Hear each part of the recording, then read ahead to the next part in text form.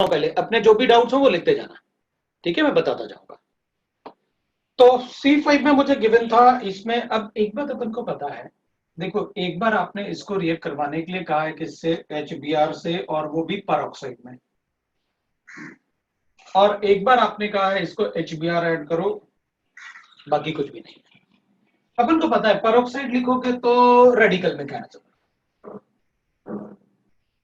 है ना, radical mechanism है ना, तो ये एल्कोक्सी रेडिकल बनाता है RO नेगेटिव। इसको HBr से रिएक्ट करूंगा तो अपन को अच्छे से पता है, HBr से रिएक्ट करोगे तो RO पहले H से रिएक्ट करेगा, मॉलिक्यूलर मास कम है, तो मेरे पास Br रेडिकल है। अभी Br रेडिकल को अगर मैं इस पे अटैक करूंगा तो ज्यादा स्टेबल रेडिकल बनाऊंगा, यहां रेडिकल बनेगा तो बेंजीन के साथ कॉन्जुगेशन में होगा, यहां रेडिकल होगा तो सिर्फ फाइबर कॉन्जुगेशन होगा, तो मैं रेडिकल इस पे बनाऊंगा और Br को इस पे ऐड करूंगा, क्योंकि यहां Br का एडिशन बताया आपने।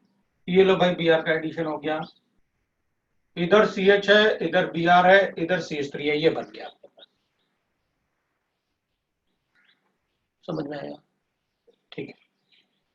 इसके बाद फिर HBr से रिएक्ट करूंगा तो H प्लस साइन लेगा ना, ये रेडिकल को रिएक्ट करूंगा तो जिसका मास कम होगा वो रिएक्ट करेगा, मतलब H का एडिशन इस पे, Br का एडिशन इस पे, that is anti Markovnikov oxygen. वो तो पहले ही पता था मुझे कि भाई, या फिर अपन कहते हैं कि आप पहले HBr को ऐड कर लो तो कार्बोकेटाइन कहां बनाओगे, यहां, तो फिर क्या करोगे, कार्बोकेटाइन अगर वहां बनेगा तो Br का एडिशन वहीं होगा, तो मेरे पास ये पॉजिटिव चार्ज बनेगा H प्लस साइन के अटैक करने से, तो ये बन गया मेरे पास। अब क्या, Br नेगेटिव को इससे रिएक्ट करवा दो, Br नेगेटिव से रिएक्ट करोगे तो Br नेगेटिव इधर और H इधर,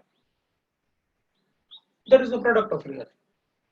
तो इसमें इधर Br आ रहा है तो अपन को पता था पेरोक्साइड में उल्टा होता है, Markovnikov's rule, anti Markovnikov's rule, ये तो आपने एडिशन किया, सबको समझ में आया। C5, अब पार्ट 2 का C1 भी है, C5 भी है और C10 भी है, मैं तीनों बताता हूं। पार्ट 2 का C1 पहले अपन देखते हैं भाई, C1 को देख लेते हैं पहले पार्ट 2 में। पार्ट 2 में C1 में गिवन है अपन को, एक मिनट, चलो अपन को गिवन है what is the order of acid catalysed hydration of alkenes, ठीक है।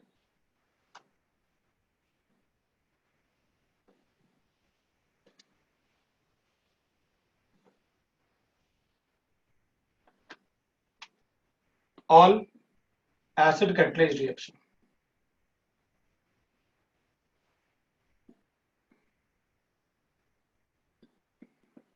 rate is directly proportional.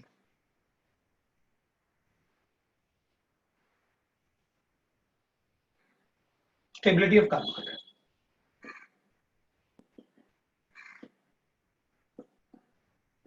ठीक है भाई, तो वैसे भी आपने बता रखा है जिन रिएक्शन में कार्बोकेटाइन फॉर्म होता है ना, जिस स्टेप में कार्बोकेटाइन फॉर्म होता है वही रेट डिटरमिनिंग स्टेप होता है, राइट। तो अपन कहेंगे भाई इसमें ना कार्बोकेटाइन बनाते हैं, अब आप खुद ही देख लो भाई, एक एल्कीन ये है मेरे पास, एसिड कैटलाइज का मतलब H प्लस साइन से रिएक्ट करो, ये कार्बोकेटाइन बनेगा अपने पास, मैंने इस पे अटैक करवाया, हाइड्रोजन इसमें ऐड कर दिया। दूसरे रिएक्शन में अपन ने कहा भाई हमारे पास ऐसे लिखा है, H प्लस साइन अटैक करूंगा तो कार्बोकेटाइन ये बनेगा, दोनों में से ज्यादा स्टेबल कार्बोकेटाइन कौन सा है, ये वाला, तो इसका रेट ज्यादा है इससे। सब में कार्बोकेटाइन चेक करूंगा, सबसे ज्यादा स्टेबल किस में बनेगा, 3 वाले में, क्योंकि 3 वाले में तो 3 डिग्री कार्बोकेटाइन बन रहा है ना, इधर CH3 है, डबल बॉन्ड है, CH2 है, H प्लस साइन अटैक करेगा तो ऐसे बनाऊंगा, 9 हाइड्रोजन का हाइपर कॉन्जुगेशन, समझ में आया। तो जब भी कार्बोकेटाइन बनाना है अपन क्या करेंगे, उसका कार्बोकेटाइन का स्टेबिलिटी चेक करेंगे, जिसमें कार्बोकेटाइन ज्यादा स्टेबल बनेगा उसका रेट ज्यादा होगा। C5 में अपन को गिवन है anti Markovnikov's rule is observed, HCl में एंटी मार्कोनिक ऑक्स रूल होते ही नहीं, एंटी मार्कोनिक ऑक्स रूल सिर्फ HBr में होता है, तो मुझे बताना है किसी को। तो देखो भाई, अगर अपन को ये गिवन है जैसे CF3 CH double bond CH2, अपन को पता है मार्कोनिक ऑक्स रूल का मतलब है जिसपे कम हाइड्रोजन है उस पे किसको ऐड होना चाहिए, एनाइन को, और इस पे किसको ऐड होना चाहिए, कैटाइन को। लेकिन होगा क्या, क्योंकि आप HCl का एडिशन करोगे तो जब इस पे अटैक करेगा ना तो कार्बोकेटाइन अपन यहां बना ही नहीं सकते,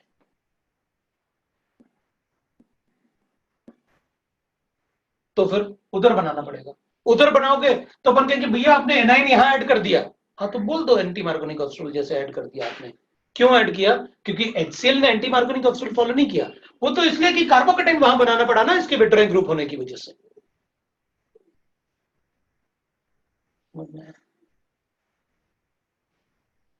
अब अपन कहेंगे अच्छा मेरे पास ऐसा था तो फिर आपने ऐसा क्यों किया, इसमें भी तो Cl है। तो अपन कहेंगे भैया इसमें HCl है ना, इसका कार्बोकेटाइन तो आपने ऐसे बनाया क्योंकि CF3 था, पॉजिटिव चार्ज यहां बनेगा। इसमें अपन क्या करेंगे, H प्लस आइन को अटैक करेंगे तो किस पे बनाऊं, इस पे बनाऊं, 1 पे बनाऊं या 2 पे बनाऊं, किस पे बनाऊं, तो अपन कहेंगे अब तो मैं 1 पे बनाऊंगा। 1 पे क्यों, 1 पे तो वो अटैच्ड है, विट्राइल ग्रुप अटैच्ड है, तो अपन कहेंगे मैं चाहता हूं भैया यहां पर ना इसके पास लोन पेयर है, मैं ऑक्टेट कंप्लीशन करूंगा। तो फिर यहां पर भी तो फ्लोरीन पे लोन पेयर था, तो क्या डायरेक्टली अटैच था फ्लोरीन इससे, इससे डायरेक्टली थोड़ी अटैच था, इससे तो कार्बन अटैच था, फ्लोरीन तो कार्बन से अटैच। हाँ तो इस पे पॉजिटिव चार्ज बनता तो मैं बोलता कि वहां बना लो भाई, क्योंकि वहां पर लोन पेयर है, ऑक्टेट कंप्लीट करूंगा। लेकिन यहां पर ऑक्टेट, इस पे कार्बोकेटाइन बनता तो इसके पास लोन पेयर होना चाहिए ना ऑक्टेट कंप्लीट करने के लिए, ऐसे थोड़ी होता कि पूरे मॉलिक्यूल में कहीं भी हो जाए। तो इसमें इधर पॉजिटिव चार्ज अनस्टेबल होता, इधर स्टेबल है, इसमें इस पे स्टेबल है 1 पे, रीजन क्योंकि यहां पर ऑक्टेट कंप्लीशन करूंगा, इससे डायरेक्टली ऐसा एटम अटैच्ड है जिसके पास लोन पेयर है। थर्ड वाले में इस टाइप का क्वेश्चन अपन ने क्लास में किया है, लोन पेयर है ऑक्सीजन पे, अगर लोन पेयर है तो उसी कार्बन पे बनाऊंगा जिससे ऑक्सीजन अटैच्ड है, राइट ना। अब C9 की बात करते हैं, C9 की बात करेंगे तो इसको अपन हटाते हैं और मैं C9 की बात करूंगा, यहां पर लिखूंगा एसिड कैटलाइज रिएक्शन है, तो अपन को पता है कैसे आप एसिड कैटलाइज रिएक्शन करते हो। मैं C9 की बात करता हूं। C9 में गिवन है what is the product when 1 mole of pent 1 ion treated with 2 moles of HCl, okay, when treated with 2 moles of HCl ना, ठीक है, तो क्या प्रोडक्ट फॉर्म होगा, ठीक है, तो पेंट 1 आइन, तो ये लो भाई हो गया, अपन को पता है आप HCl का एडिशन करो, H प्लस आइन अटैक करेगा, कार्बोकेटाइन 2 डिग्री बनाऊंगा, आपने अनसिमेट्रिकल में बताया तो था, बस आपने प्रोपाइन से सारे क्वेश्चन बताए, इसमें पेंटाइन ले लिया, ठीक है, तो हमें क्या फर्क पड़ेगा, अपन तो ऐसे बता देंगे भाई CH2 है, CH2 है, C पे पॉजिटिव चार्ज है, डबल बॉन्ड है, एक हाइड्रोजन पहले से था, एक मैंने ऐड कर लिया, बॉन्ड ब्रेक कर लिया, एक पाई बॉन्ड उससे पे CH बना दिया, इसमें अब Cl ऐड कर दो, अब Cl ऐड होगा तो फिर अपन प्रोडक्ट ऐसे बना देंगे, लो भाई ये बन गया CH2 CH2 CCl double bond CH2 हो गया। अब क्या, एक और डबल बॉन्ड है, फिर ऐड करो, फिर HCl ऐड करूंगा तो फिर अपन लिखेंगे भाई ये लो, फिर अटैक करेंगे उस पर तो विल गेट लाइक दिस। अब कार्बोकेटाइन कहां बना है ये चेक करना है अपन को, तो इधर डबल बॉन्ड ऐसे CH थे ना 2, इधर Cl था, तो जब कार्बोकेटाइन बनाना है तो मैं 1 और 2 में से चूज करूंगा, तो सोचने वाली बात ही नहीं है, ऑक्टेट कंप्लीशन इसी पे बनाऊंगा, इस पे तो ऑक्टेट कंप्लीट हो जाएगा, ये लो भाई हो गया।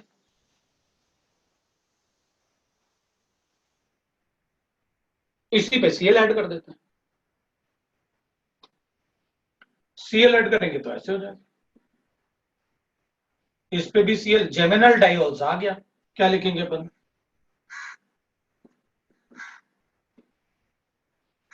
2 डाइक्लोरोपेंटालाइडाइन,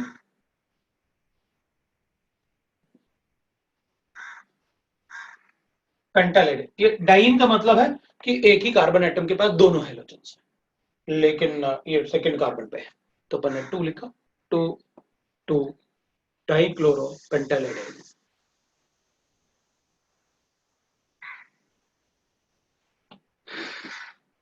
C10 से पहले अपन से पूछ रहा है C1 में ना स्टेबिलिटी बता दो, किस में स्टेबिलिटी बतानी है मुझे, सेकंड और 4 में, ठीक है भाई, ये लो सेकंड और 4 में स्टेबिलिटी पूछ रहा है अपन से। सेकंड और फोर में अगर अपन स्टेबिलिटी देखेंगे तो सेकंड वाले में ये कार्बोकेटाइन है और एक मेरे पास ये कार्बोकेटाइन है। क्या बोल रहा है ये अपन से? कार्बोकेटाइन है। तो अपन क्या करेंगे, एक ये कार्बोकेटाइन है। अब वो ना स्टेबिलिटी ऑफ कार्बोकेटाइन लिखा अपन ने, अब रेट की भी बात कर रहे हैं अपन से कि भाई रेट क्या होगा, कि रेट क्या होना चाहिए। तो अपन क्या करेंगे, देखो भाई इसमें और इसमें दोनों में रिएक्टिविटी बतानी है एल्कीन की, फर्स्ट वाले में पूछ रहा है वो, ठीक है। अगर मुझसे कोई कहेगा बताओ इन दोनों में कार्बोकेटाइन कौन सा ज्यादा स्टेबल है, तो मैं कहूंगा कार्बोकेटाइन तो ये वाला ज्यादा स्टेबल है, उसमें हाइपर कॉन्जुगेशन कम है। बट अगर आप एल्कीन की रिएक्टिविटी पूछोगे कि इन दोनों में कौन सा एल्कीन ज्यादा रिएक्टिव है, तो मैं कहूंगा इसमें दोनों में से किसी पे भी कार्बोकेटाइन लिखो 2 डिग्री ही बनेगा। इसमें इससे 2 डिग्री बनेगा, लेकिन इससे तो 1 डिग्री बनेगा ना, इसमें तो दोनों ही 2 डिग्री कार्बन बन रहे हैं ना, मतलब probability of formation of carbocation on this और this it will be more, मतलब इसका एनर्जी ऑफ एक्टिवेशन कम होगा। क्यों? क्योंकि इस केस में किसी पे भी अपन एनर्जी ऑफ एक्टिवेशन पढ़ा हुआ है, 1 डिग्री के लिए, 2 डिग्री के लिए, 3 डिग्री के लिए। अब इसमें 1 डिग्री कार्बोकेटाइन बन रहा है, एक 2 डिग्री भी बन रहा है, लेकिन एक 1 डिग्री भी बन रहा है, लेकिन इसमें दोनों में से किसी पे भी पॉजिटिव चार्ज लिखो इट इज 2 डिग्री, मतलब rate of reaction of this will be more than this. अब आप एल्कीन की बात मत करो, आप तो सिर्फ कार्बोकेटाइन बताओ कौन सा ज्यादा स्टेबल, तो बना के दोगे ना कार्बोकेटाइन, अगर बना के दोगे तो मैं कहूंगा हाइपर कंजुगेशन से चेक कर लेता हूं। तो आपने रिएक्टिविटी किसकी पूछी? एल्कीन की, कार्बोकेटाइन की स्टेबिलिटी से डायरेक्टली प्रोपोर्शनल है। लेकिन अगर कार्बोकेटाइन, अगर कोई एल्कीन सिमेट्रिकल और उसमें ज्यादा प्रोबेबिलिटी है, ज्यादा जल्दी फॉर्म हो सकता है, ज्यादा रेट होगा, तो अपन बताएंगे उस एल्कीन की रिएक्टिविटी भी ज्यादा होगी। इसलिए C1 में जो रिएक्टिविटी ऑर्डर होगा वो इसको ज्यादा बताएंगे अपन इसके कंपैरिजन में, due to the rate.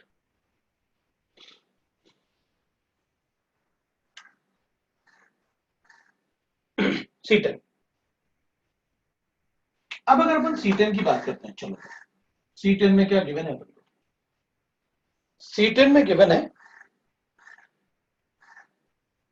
The product via ऑक्सीमर्कुलेशन HgSO4 H2SO4 है, तो एल्काइन में वाटर का एडिशन है मार्कोनिकॉफ रूल के हिसाब से। एल्काइन देखता हूं कौन सा गिवन है, ठीक है इधर एल्काइन गिवन ही नहीं है, तो ठीक है चलो प्रोडक्ट देखते हैं कैसे बनाते हैं। ये तो वाटर का एडिशन है एल्काइंस में, ये अपन को पता है, ये कॉम्बिनेशन सिर्फ पूरा केमिस्ट्री में एक ही जगह यूज होता है और वो होता है एल्काइंस में वाटर का एडिशन। मैं क्या करूंगा, अगर मेरे पास कोई भी एल्काइन है, अनसिमेट्रिकल एल्काइन, तो इधर OH ऐड होगा, इधर H ऐड होगा, टॉटमराइज करूंगा तो I get CH2C double bond OCH3, it's a ketone. क्या HgSO4 और H2SO4 से कभी मैं ऐसे ऐड कर सकता हूं क्या? तो अपन कहेंगे ये एंटी मार्कोनिकॉफ रूल है, HgSO4 में कभी नहीं होता ये हाइड्रोबोरेशन में होता है, ऐसा नहीं कर सकते आप कभी। अच्छा, अगर ऐसा हो जाता तो अपन कहते फिर इस केस में ना मेरा प्रोडक्ट ये बन जाता। मतलब ऐसा कभी नहीं हो सकता कि OH बाहर वाले कम स्टेबल कार्बोकेटाइन वाले कार्बन पे बन जाए, नहीं ऐसा कभी नहीं हो सकता। अच्छा, तो हमेशा यही बनेगा? हाँ यही बनेगा। तो अगर यही बनेगा तो इसका मतलब टर्मिनल पे OH नहीं जाएगा कभी, तो ये बन ही नहीं सकता। क्या बनेगा? हमेशा कीटोन बनेगा। तो अगर मैं ऐसे लिखूं तो कार्बोकेटाइन मेरे पास ऐसे सिमेट्रिकल, हाँ तो कहेंगे अपन को दोनों में से किसी में भी ऐड कर लो, मुझे क्या फर्क पड़ता है, बनेगा तो कीटोन ही। मतलब ये तो पक्का हो गया कि कीटोन ही प्रोडक्ट बताना है। एल्काइंस में वाटर का एडिशन करके अपन को टॉटमराइज करना है। चलो देखते हैं प्रोडक्ट में क्या मिलेगा। पहला वाला कीटोन हो सकता है, दूसरा वाला एल्डिहाइड नहीं हो सकता, थर्ड वाला कंपाउंड ही ब्रेक कर दिया, पॉसिबल ही नहीं। जो कंपाउंड गिवन होगा उसी में एडिशन करना होता है अपन को। दो को प्रोडक्ट तो बन ही नहीं सकते, बनता तो एक ही है टॉटमराइज होने के बाद। CO-D तो पॉसिबल ही नहीं है, वो गलत है। डी वाला कभी हो ही नहीं सकता। एल्डिहाइड तो तब बनेगा जब लेस कार्बोकेटाइन, मतलब एंटी मार्कोनिक रूल फॉलो करोगे। और इसमें तो मैं मार्कोनिकॉफ रूल फॉलो करना होता है एल्काइंस में। That is the problem. Match the following.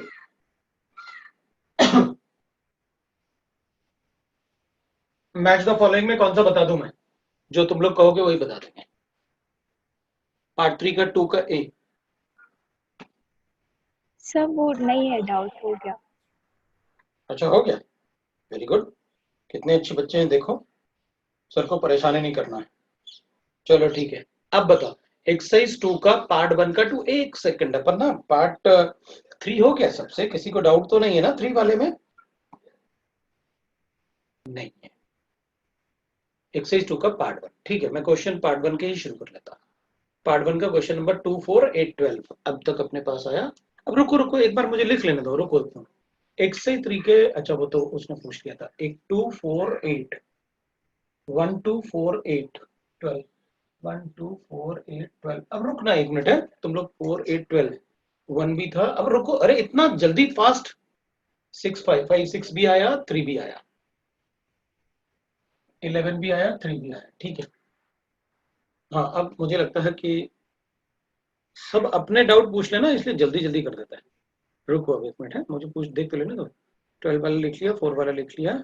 Exercise 2 का फर्स्ट भी, एक्सरसाइज 2 का वो कर दिया मैंने। पार्ट 1 का 2, पार्ट 3 का 2 है वो तो हो गया था अपना। चलो बस यही डाउट्स हैं, मैं एक बार देख लेता हूँ। अब अपन शुरू करते हैं। वैसे तुम लोग सारे भी पूछते तो मैं सारे भी बताता तुमको, क्यों? क्योंकि मैं चाहता हूँ कि आप लोग ना जैसे मैं सॉल्व करता हूँ बस वही सीख जाओ, जैसे मैं बताऊंगा, ठीक है। चल शुरू करते हैं पहले। जो मुझे अब मैं जो देखो एक्सरसाइज 1 अपन सॉल्व कर चुके हैं और एक्सरसाइज 1 से अपने काफी सारे कंसेप्ट बन चुके हैं। अब बस ये सीखो कि सर बोल बताया क्या है और उसको कैसे एप्लीकेशन में सर यूज करते हैं। मैं सारा पार्ट बोलूंगा, आपको बस ध्यान से सुनना है। Question number 1, which of the following species expected to have maximum enthalpy in electrophilic aromatic substitution reaction? ये तो सर ने बताया था, कैसे ग्राफ बताया था ना इलेक्ट्रोफिलिक एरोमेटिक में, ऐसे सबसे ज्यादा एनर्जी किसकी है, इसकी। तो क्या बताया था सर ने कि भाई जब इलेक्ट्रोफाइल अटैक करे तो इसका एरोमेटिसिटी ब्रेक होगा, तो यहां पर स्ट्रक्चर भी बना के दिखाई थे। तो जब इलेक्ट्रोफाइल अटैक करता है तो स्ट्रक्चर भी बना के दिखाई दे सर ने। तो ऐसे ये इधर बॉन्ड बन रहा होगा, ये बॉन्ड टूट रहा होगा और ये डेल्टा पॉजिटिव चार्ज और इसका पॉजिटिव चार्ज, इलेक्ट्रॉन मिलेगा तो डेल्टा पॉजिटिव चार्ज। जहां ये बना होगा इसी की एनर्जी सबसे ज्यादा, इसी को आंसर बताएंगे। तो फिर ये, तो अपन कहेंगे ये तो सिग्मा कॉम्प्लेक्स है, या तो full fledge positive charge generate किया था आपने, जब वो अटैक कर लेगा तो आपने ऐसे पॉजिटिव चार्ज बनाया था इलेक्ट्रोफाइल के साथ ऐसे। और फिर यहां तो एरोमेटिसिटी रीगेन हो रही थी, एरोमेटिसिटी रीगेन होगा तो आपने यहां पर फिर हाइड्रोजन को लिखा था और यहां पर ई ऐसे बन गया था और इस पे डेल्टा पॉजिटिव और इस पे डेल्टा पॉजिटिव पे चार्ज बनाया था। सबसे ज्यादा एनर्जी कब होती है? जब रेट डिटरमिनिंग स्टेप में इलेक्ट्रोफाइल अटैक करेगा, ठीक है। तो आपने ये बताया था मुझे, ऐसे बताया गया था मुझे, तो मैं एक बार चेक कर लेता हूँ वो मैकेनिज्म टाइप कुछ लिखा हुआ है।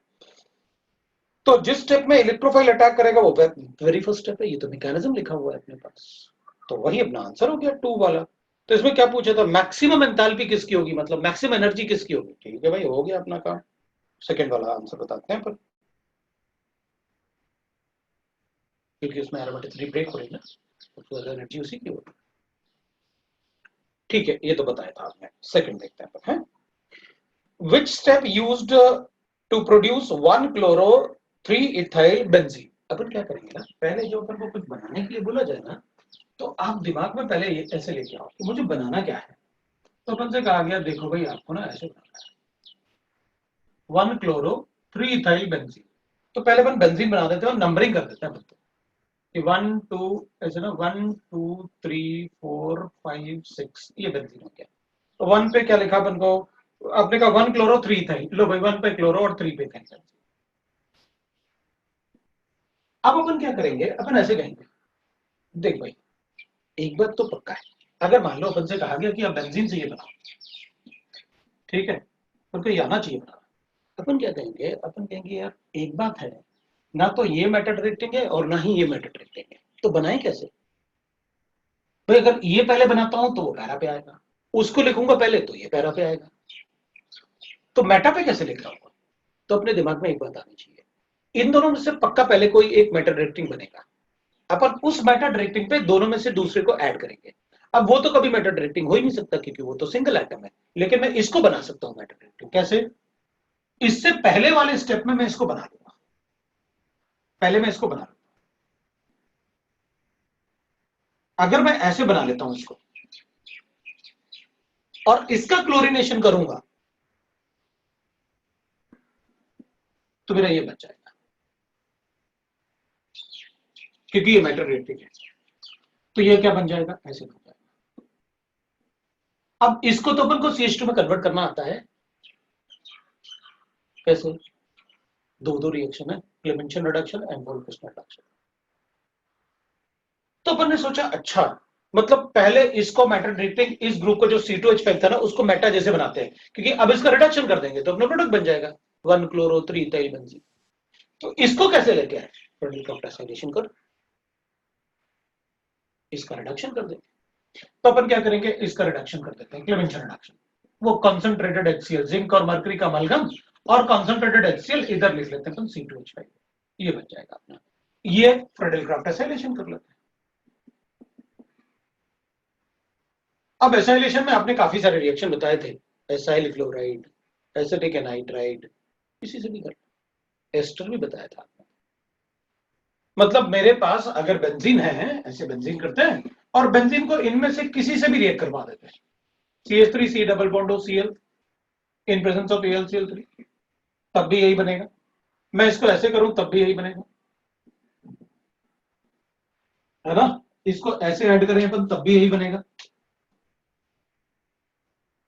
CH3C double bond O C double bond O CH3, तब भी यही बनेगा AlCl3 के साथ। या फिर अपन इसको ऐसे भी कर सकते हैं, ester C double bond O R और AlCl3, तब भी यही बनेगा। चलो देखते हैं कितने क्वेश्चंस हैं जिनमें अपन ये बना सकते हैं। ठीक है, तो अपन को क्या है, ये बनाना है तो एक आइडिया होना चाहिए दिमाग में कि अच्छा मुझे सर ने क्या क्या बताया है। सबसे पहला ऑब्जर्वेशन क्या था मेरा कि ना तो इस, अगर ये बेंजीन पे लगा हुआ है तो मैं मेटा पे Cl नहीं लगा सकता क्योंकि वो तो ऑर्थोपैरा था, और अगर Cl को पहले लगाता हूं तो वो मेटा ऑर्थोपैरा है, तो फिर Cl भी ऑर्थोपैरा है तो मैं मेटा पे नहीं ला सकता। अब मेरे पास प्रॉब्लम था, तो इसका मतलब है दोनों में से मुझे क्या करना था, पहले वो ग्रुप डालना चाहिए इन दोनों में से जो मेटा जैसे एक्ट कर सकता है। कैसे? ऐसे हो सकता था, ऐसे, फिर अपन रिडक्शन कर देते हैं, आंसर हो जाता है। चलो देखते हैं क्या गिवन है। अपन को गिवन है, पहले वाले में नाइट्रेट लिखा आपने, ठीक है, दूसरे वाले में आपने क्लोरिनेशन किया, उसके बाद क्या किया आपने, जिंक और मरकरी अमेलगम, पहले ही वाला हो गया, करेक्ट। दूसरा चेक करता हूं, आपने पहले क्लोरीन बना लिया, अब तो फंस गए क्योंकि क्लोरीन कभी मेटा डायरेक्टिंग हो ही नहीं सकता।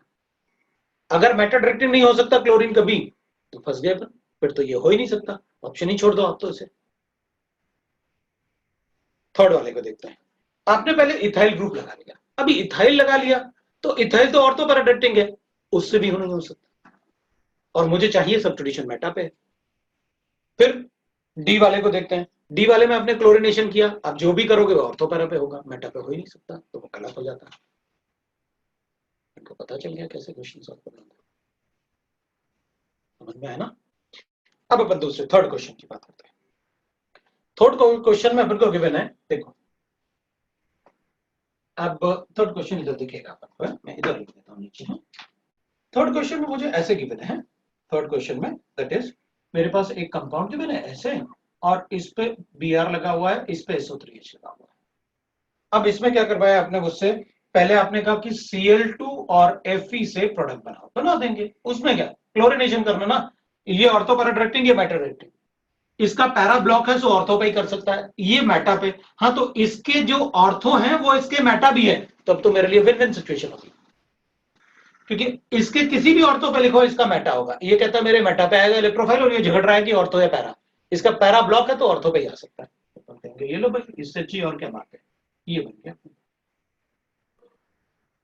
अब क्या, तो अपन कहेंगे पहले अब एक स्टेप और लिखा है आपने, ऐसे लिखा है एसिड हाइड्रोलाइसिस और हीट। अरे भाई एसिड, सल्फोनिक ग्रुप में एसिड डाल के हीट किया ना अगर आपने, तो वो डीसल्फोनेशन हो जाएगा, सल्फोनिक ग्रुप हट जाता है, पढ़ा था ना अपन ने, सल्फोनेशन इक्विलिब्रियम में होता है, अगर बेंजीन को H2SO4 कॉन्सेंट्रेटेड H2SO4 से रिएक्ट करो एक्सेस में तो बेंजीन सल्फोनिक एसिड बनेगा, लेकिन बेंजीन सल्फोनिक एसिड को अगर डाइल्यूट एसिड में हीट करोगे तो डीसल्फोनेशन हो जाएगा। तो आपने डाइल्यूट एसिड में क्यों ऐड किया? आपने ऐड किया, मैंने डीसल्फोनेशन कर दिया, इधर Br और Cl बचा, सल्फोनिक ग्रुप उड़ा दिया, क्योंकि डीसल्फोनेशन होता है। अपना आंसर चेक कर लेते हैं, मेरे पास आंसर आ गया। डीसल्फोनेशन का मैंने आपको क्लास में बताया हुआ है।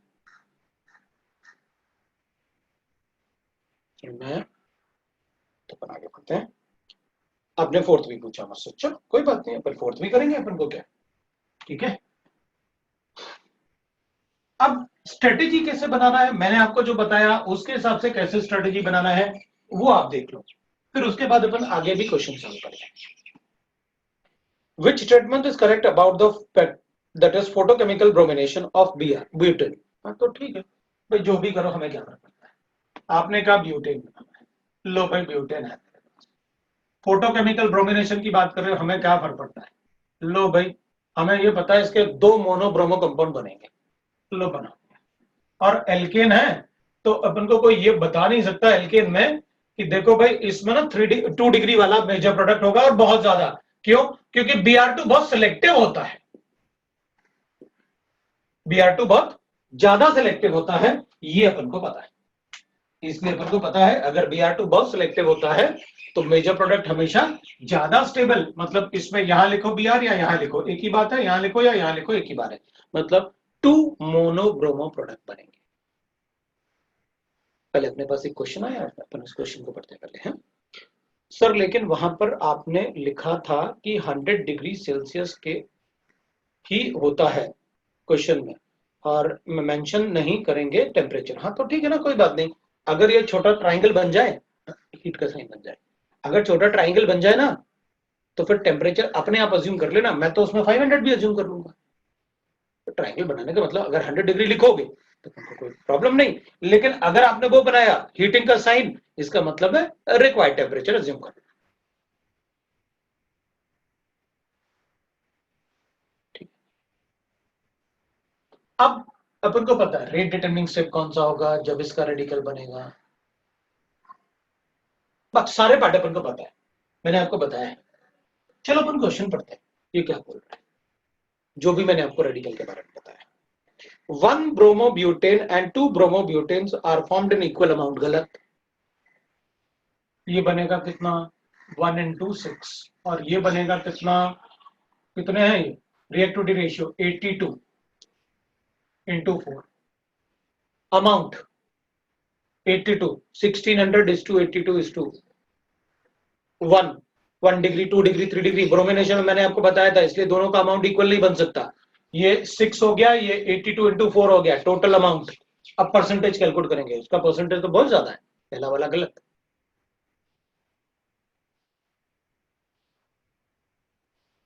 2 bromo is formed with a faster rate than 2 chlorobutane in the other experiment of chlorination। नहीं, क्लोरिनेशन का रेट ज्यादा होता है, वो तो 27 डिग्री सेंटीग्रेड पे रिएक्ट करेगा, ये तो 127 पे रिएक्ट करता है, इसलिए क्लोरिनेशन का रेट हमेशा ज्यादा होगा ब्रोमिनेशन से। Why it is so? Because chlorine is less reactive, so more less selective, so more reactive chlorine, इसलिए क्लोरीन का रेट ज्यादा होगा, गलत। The major product is an equimolar mixture of 2 compounds। Major product तो ये वाला है,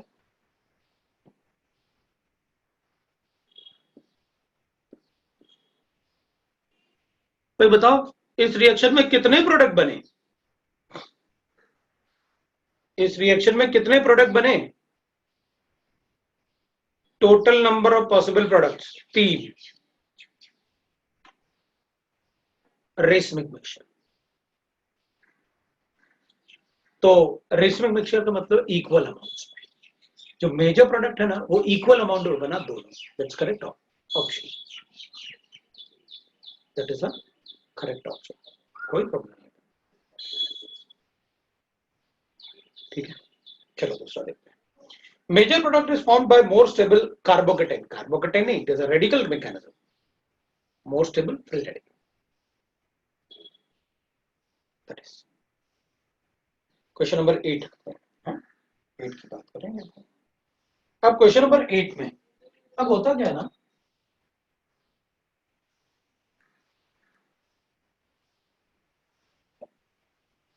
अगर मेरे पास ऐसे गिवन है,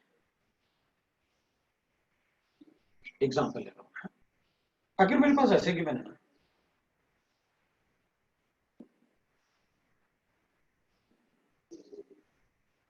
और यहां पर अपने पास ऐसे गिवन है, सपोज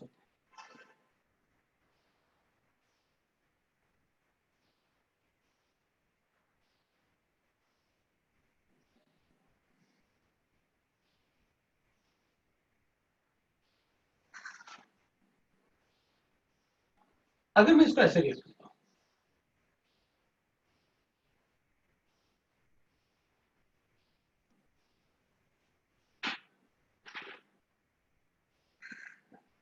ठीक है, मार्करेशन डिमार्करेशन की बात, तो अपन क्या करेंगे,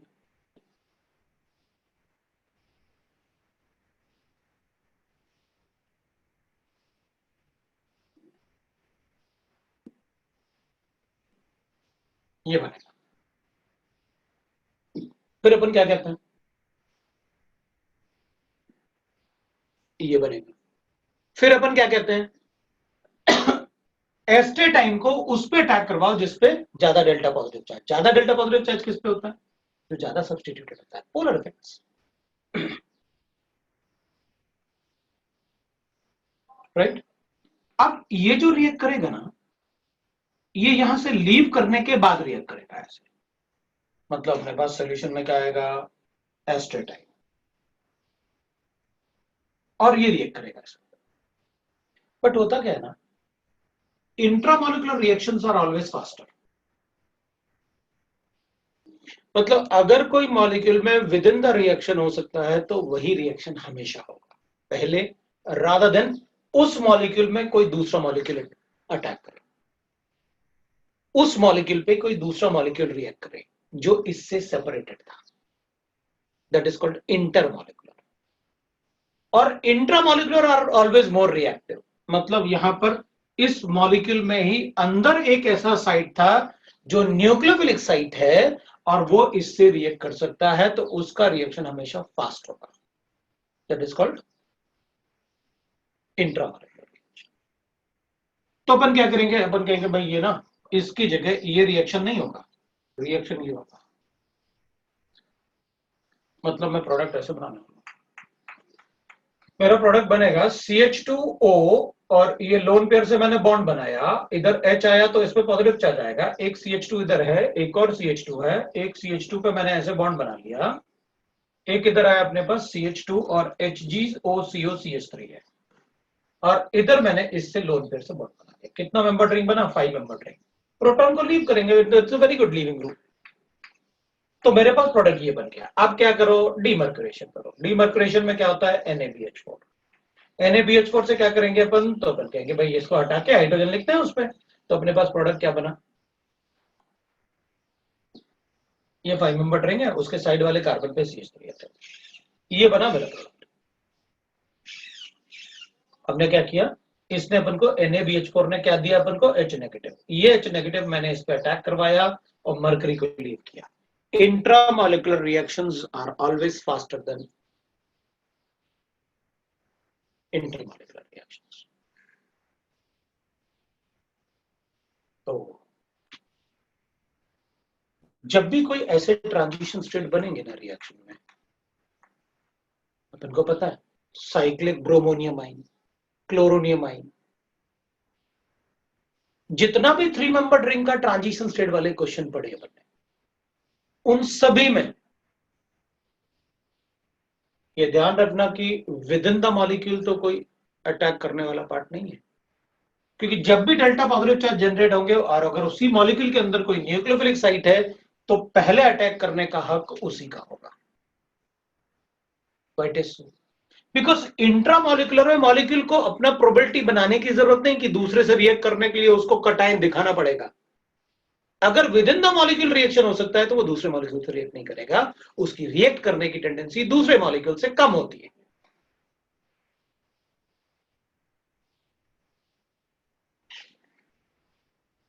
ठीक, इंट्रामॉलिक्यूलर रिएक्शंस। चलो, इस रिएक्शन में अपन को इसकी जगह आपने मुझे ये दिया है, मुझे क्या करना, इसको हटा के Br लिख लूंगा, साइक्लिक ब्रोमोनियम है।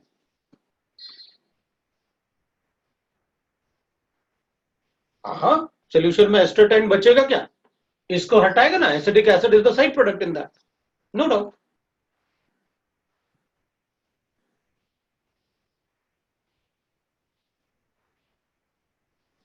और वो एसिटिक एसिड जब ये मर्करी हटेगा तो उसको एस्टेटाइन अपना वापस चाहिए, दो से वापस, क्योंकि वो तो मर्करी सॉल्ट है ना, वापस बनेगा ना, इट इज कैटलिस्ट। तो आपके पास जो कंपाउंड है ना, अब अपन हमेशा ध्यान रखेंगे, अपन को क्या गिवन है, उसमें तो बना के भी दिया है अपन को, ताकि बच्चों को प्रॉब्लम ना हो। अपन को ऐसे देखो बना के दे रखा है उसने,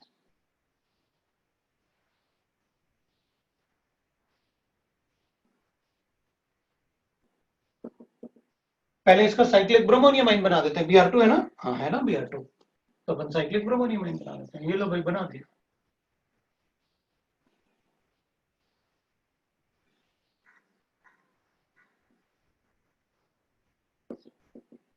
पोलर इफेक्ट्स,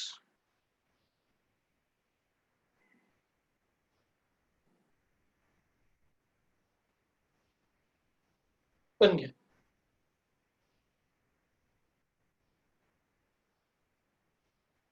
एक बात अपन को पता चल गया कि भाई ठीक है, जब भी साइक्लिक ट्रांजिशन स्टेट बनेगा तो पहले मॉलिक्यूल के अंदर ही देख लूंगा, कोई रिएक्शन तो नहीं हो सकता है, अगर हो सकता है तो पहले वही रिएक्ट करें, right. We got the product भाई, प्रोडक्ट बी वाला। क्वेश्चन नंबर 11, 11th वाले में आपने पूछा है HBr का रिएक्शन करना है, वो भी ट्रिपल बॉन्ड पे। हाँ, तो क्या प्रॉब्लम है उसमें, ट्रिपल बॉन्ड पे रिएक्शन नहीं, कॉन्जुगेशन है इसमें, तो चलो भाई देखते हैं।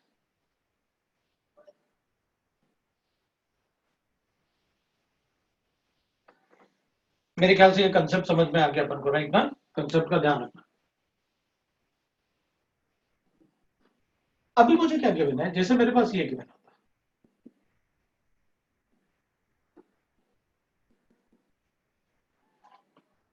और मैं इसको HBr से रिएक्ट करता, अटैक करता, पॉजिटिव चार्ज बनाता,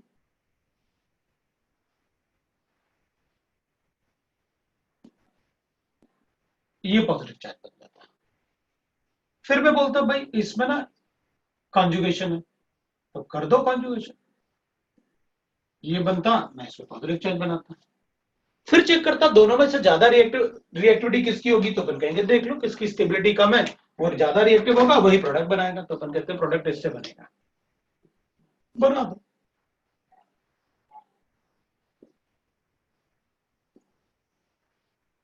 ये प्रोडक्ट है,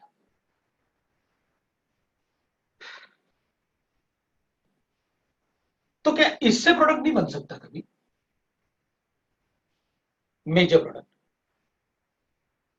बन सकता है ना, आप कॉन्जुगेशन नहीं होने देना, आप इसको रीअरेंज होने से मना कर दो कि ये रीअरेंज नहीं होगा, और रीअरेंज होने से मना कैसे कर सकता हूं, ठीक है। तो यहां एसिड अटैक कर रहा है, रीअरेंज अपने आप थोड़ी होता है, वो एक्सोथर्मिक फिनोमेना है ना, लेकिन ऐसा कोई प्रोसेस नहीं है जिसमें कोई एक्टिवेशन एनर्जी रिक्वायर्ड नहीं होती प्रोसेस को करने के लिए। तो इसमें ये रिएक्शन 25 डिग्री सेंटीग्रेड पे है, तो रीअरेंजमेंट हो जाता है, जहां पॉसिबल है अपने आप ही हो जाएगा, 1,2 मेथाइल शिफ्ट भी हो जाता है, ये तो रेजोनेंस फिनोमेना था। मैं क्या करूंगा, इसको -80 डिग्री सेंटीग्रेड पे कर देता हूं, -80 पे H+ एन अटैक करके बॉन्ड तो ब्रेक कर लेगा, क्योंकि प्रोटॉन है ना, highly acidic strength of HBr HCl से ज्यादा स्ट्रॉन्ग होता है, लेकिन इतना टेम्परेचर पर रीअरेंजमेंट नहीं हो पाएगा, मतलब एक ही कार्बोकेटाइन बनेगा।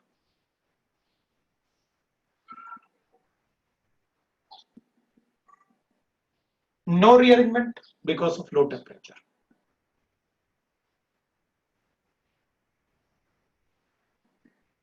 लो टेम्परेचर, रीअरेंजमेंट नहीं होगा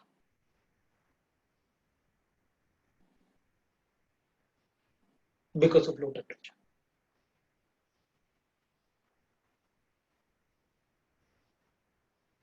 तो फिर अपन कहेंगे फिर इसमें बी आर ऐड कर दो।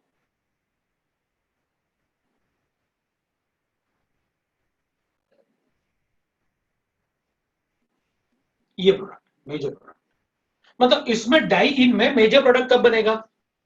जब -80 डिग्री चलेगा तब प्रोडक्ट बनेगा। अब अपन क्या करेंगे, इन दोनों प्रोडक्ट में अपन कंपैरिजन करेंगे।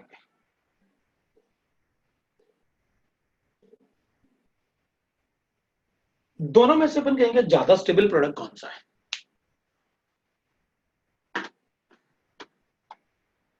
तो अपन कहेंगे ज्यादा स्टेबल प्रोडक्ट, वो तो अपन को दिख रहा है कौन सा होगा ज्यादा स्टेबल प्रोडक्ट।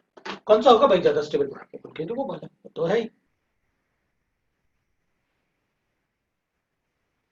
तो ये कम स्टेबल है बिकॉज इसमें एल्कीन का स्टेबिलिटी कम है और उसमें एल्कीन का स्टेबिलिटी ज्यादा है, इसलिए अपन उसे ज्यादा स्टेबल बता रहे हैं।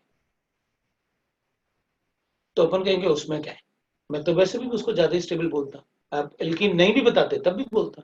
वो क्यों भाई? वो हायर टेम्परेचर पे एग्जिस्ट कर रहा है, ये लोअर टेम्परेचर पे ही एग्जिस्ट कर सकता है।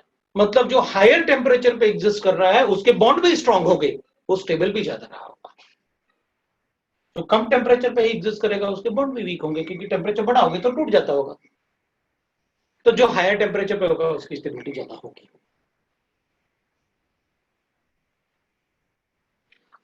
अब मैं इसमें एक नया वर्ड यूज करने वाला हूं और वो नया वर्ड है kinetic product and thermodynamic product. ये इसका काइनेटिक प्रोडक्ट है, ये इसका थर्मोडायनेमिक प्रोडक्ट है।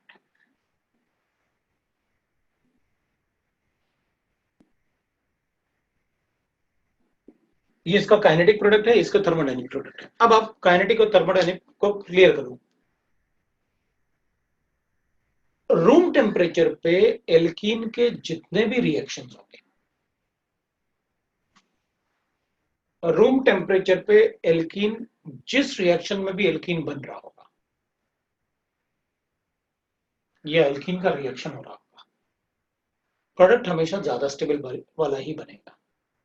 थर्मोडायनेमिक का मतलब है जिसकी स्टेबिलिटी ज्यादा हो, और काइनेटिक का मतलब है स्टेबिलिटी नहीं, रेट किसमें ज्यादा है, रेट ऑफ रिएक्शन किसका ज्यादा है। ये एनर्जी ऑफ एक्टिवेशन पे डिपेंड करेगा काइनेटिक प्रोडक्ट, वो एनर्जी ऑफ एक्टिवेशन पे डिपेंड नहीं करता। थर्मोडायनेमिक प्रोडक्ट मतलब आप स्टेबिलिटी ज्यादा होनी चाहिए, एनर्जी ऑफ एक्टिवेशन मत देखो। एल्कीन का फॉर्मेशन जब भी होगा, एल्कीन जब भी रिएक्शन में होगा, यह एल्कीन बन रहा है या एल्कीन बन सकता है, तो हमेशा हम वो प्रोडक्ट बनाएंगे जिसमें एल्कीन की स्टेबिलिटी ज्यादा हो। तभी तो अपन कहते हैं Saytzeff product is a major product. Hofmann product और सेडजेप प्रोडक्ट आपने स्कूल में पढ़ा होगा, मे बी पॉसिबल जो मतलब इंटीग्रेटेड वाले बच्चे हैं उनको शायद नहीं पता होता है, लेकिन स्कूल में आपने ऐसा ये नाम सुना होगा। More substituted alkenes are more stable. और हमेशा अपन रूम टेम्परेचर पे जब भी एल्कीन बनेगा तो सीधा दिमाग में एक बात ही बैठ रखते हैं, बस हमें और कुछ नहीं आता। अगर प्रोडक्ट एल्कीन है तो हमेशा मैं वो एल्कीन बनाने की कोशिश करूंगा जिसमें एल्कीन की स्टेबिलिटी ज्यादा रूम टेम्परेचर, क्योंकि एल्कीन्स फॉर्मेशन में हमेशा thermodynamic product is a major product. Alkene formation जब भी होगा तो thermodynamic product is always a less stable. कब बनेगा? जब टेम्परेचर बहुत कम होता है, मतलब रूम टेम्परेचर पे ही एल्कीन का जो प्रोडक्ट बनेगा वो ज्यादा स्टेबल बनेगा। तो प्रोडक्ट तो यही बनेगा, रूम टेम्परेचर पे ये नहीं बनने वाला। ये कब बन सकता है? जब आप काइनेटिक प्रोडक्ट मतलब लो टेम्परेचर की बात करोगे। अब ऐसा जरूरी नहीं है, कोई रिएक्शन ऐसा भी होगा जिसका रूम टेम्परेचर पे ही काइनेटिक प्रोडक्ट बनता है, और thermodynamic product will be at 450 degree centigrade या 80 डिग्री सेंटीग्रेड या 55 डिग्री सेंटीग्रेड लाइक दैट। तो वो थर्मोडायनेमिक प्रोडक्ट और काइनेटिक प्रोडक्ट में डिफरेंस होता है। समझ में आया? अब मैं आपको एक और एग्जांपल देता हूं, क्योंकि अब अब तक हमें ये समझ में आया कि भाई एल्कीन में जब भी प्रोडक्ट बनाना है ना, तो हमें वो एल्कीन बनाना है जिसमें स्टेबिलिटी ऑफ एल्कीन ज्यादा हो रूम टेम्परेचर। तो अपन कहेंगे अच्छा स्टेबिलिटी ऑफ एल्कीन, तो बता दो इसमें क्या करूं फिर, ये क्वेश्चन है मेरे पास।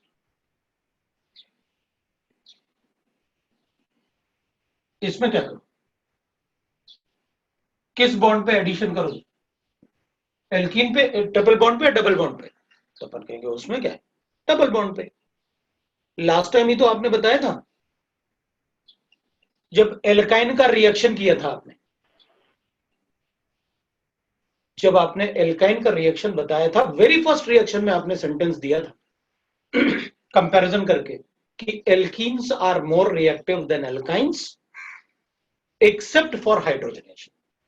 बिल्कुल क्लियरली सेंटेंस बोला था आपने, ठीक, राइट लाइक दिस।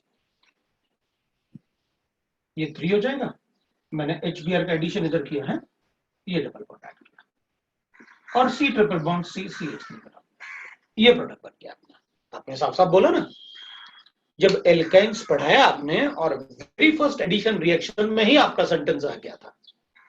आपने कार्बोकेटाइन भी बना के देखा था, इसमें कार्बोकेटाइन बनेगा तो 2 डिग्री बनेगा, इसमें दोनों में से किसी में भी पॉजिटिव चार्ज लिखो।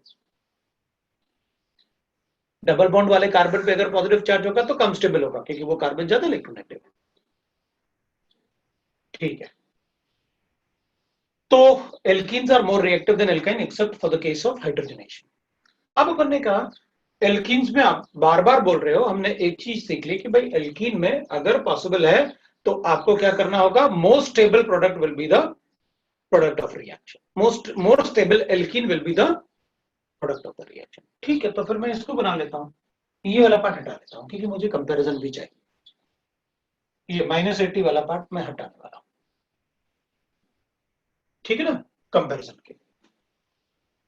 तो अपन क्या करेंगे, अच्छा ठीक है, इसमें बता दो आप क्या करेंगे। तो अपन कहेंगे एक क्वेश्चन मेरे पास ऐसे गिवन है, ठीक है। अब अगर मेरे पास ऐसे गिवन है तो क्या करोगे, इसमें मेरी मर्जी, मैं तो इसमें HBr का या HCl का एडिशन करूंगा। तो क्या करूं, तो मैं कहूंगा ये कर दो, ये प्रोडक्ट है।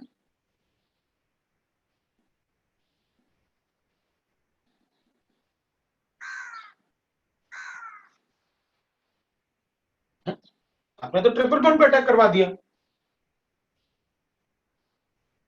और ट्रिपल बॉन्ड पे अटैक करके एडिशन किया। अब ये बात समझ में नहीं आ रही, कभी बोलते हो एल्कीन ज्यादा रिएक्टिव है, कभी बोलते हो एल्काइन ज्यादा रिएक्टिव है। तो रिएक्टिव कौन है, फिर से बोलो। अरे भाई साफ साफ बोल तो रहा हूं, कंपाउंड में अगर एल्कीन बनेगा तो वो एल्कीन बनाया जाएगा जिसमें एल्कीन की स्टेबिलिटी सबसे ज्यादा हो।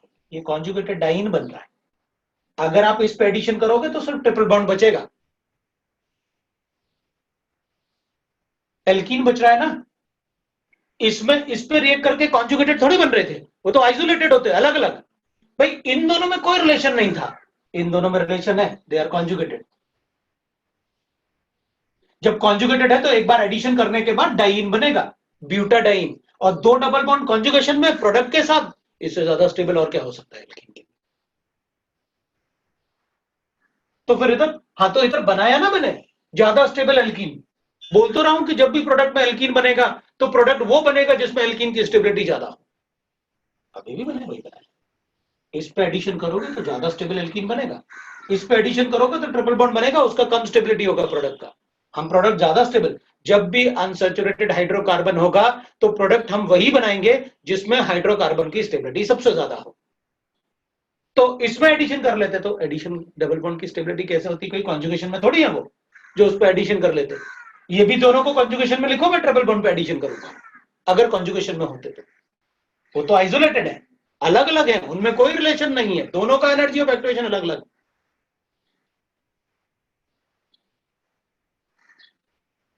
इसमें एल्कीन बन रहा था, वो भी कॉन्जुगेटेड डाइन, अब तो इसी पर रिएक्ट करूंगा क्योंकि इससे एक बॉन्ड हटेगा तो डाइन, कॉन्जुगेटेड डाइन बनेगा। और आपने बताया कि रूम टेम्परेचर पे एल्कीन वो एल्कीन बनाने की कोशिश करो कॉन्जुगेशन से। ऐसा नहीं कि कुछ भी कर दें अपन, पॉजिटिव चार्ज है चलो 1 2 3 शिफ्ट कर देते हैं, चलो मतलब कुछ ऐसे बना, वैसे नहीं करना।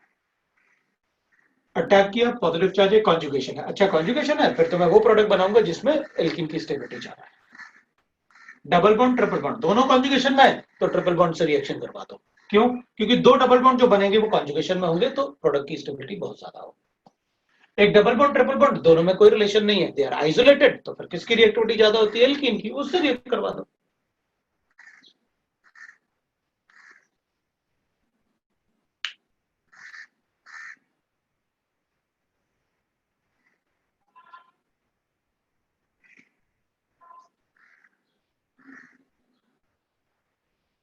अच्छा, तो मान लो मेरे पास ऐसे है, अब क्या करोगे आप? अपन कहेंगे चलो भाई ठीक है, अब आप ऐसे बोल रहे हो तो अब एल्कीन एल्कीन बहुत ज्यादा चिल्ला रहे हो आप, एल्कीन होगा तो ऐसे होगा ऐसे होगा, इसमें बताओ क्या होगा? फिर अपन कहेंगे अगर मेरे पास ऐसे है, अब बताओ क्या होगा? अब क्या करूं?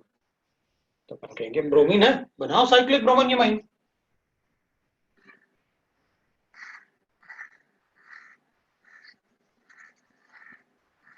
ये बनेगा।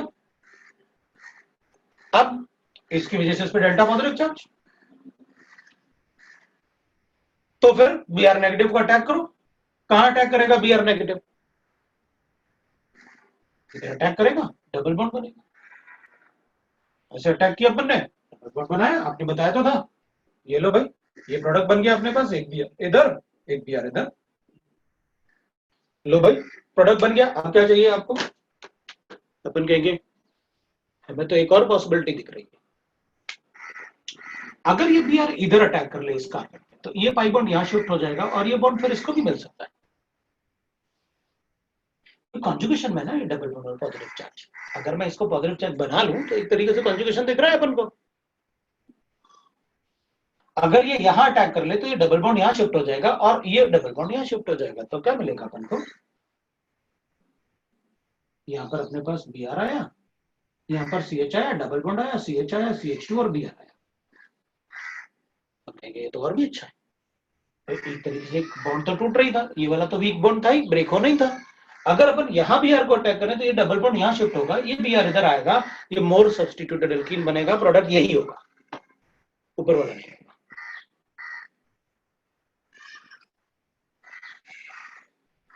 This will be the product. ना वो भी बनेगा but that will B minor product. Product मतलब मैं वो बताता हूं जो जिसका परसेंटेज सबसे ज्यादा होगा, उसको अपन हमेशा प्रोडक्ट बोलेंगे कि दैट इज द प्रोडक्ट। तो आपने तो कहा था साइक्लिक ब्रोमोनियमाइन में ऐसा नहीं होता, हाँ तो मैंने कहा था ना इंट्रामोलिकुलर रिएक्शन जैसे अगर अंदर ही रिएक्शन में कुछ हो सकता है तो उसको ज्यादा प्रेफरेंस देना। ये बी आर इस पे अटैक करे तो ज्यादा स्टेबल एल्कीन बन रहा है, इस पे अटैक करेगा तो कम स्टेबल एल्कीन बन रहा है। और अभी आप बार बार चिल्लाते रहे कि भाई अगर एल्कीन है, डबल बॉन्ड है और कहीं से भी अपन ज्यादा स्टेबल डबल बॉन्ड बना सकते हैं, तो एल्कीन के केस में थर्मोडायनामिक प्रोडक्ट की ही बात करना।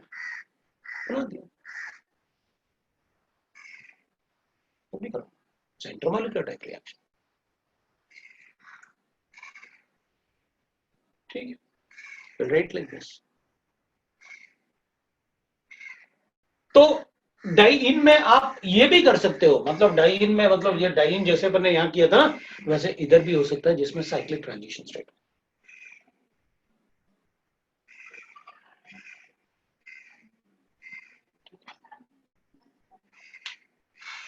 अब अपन चलेंगे क्वेश्चन नंबर 11 पे।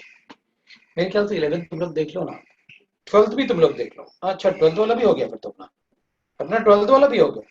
अच्छा वो वर्ड भी इंट्रोड्यूस किया, थर्मोडायनामिक काइनेटिक प्रोडक्ट, ठीक है, ये सारा पार्ट हो गया।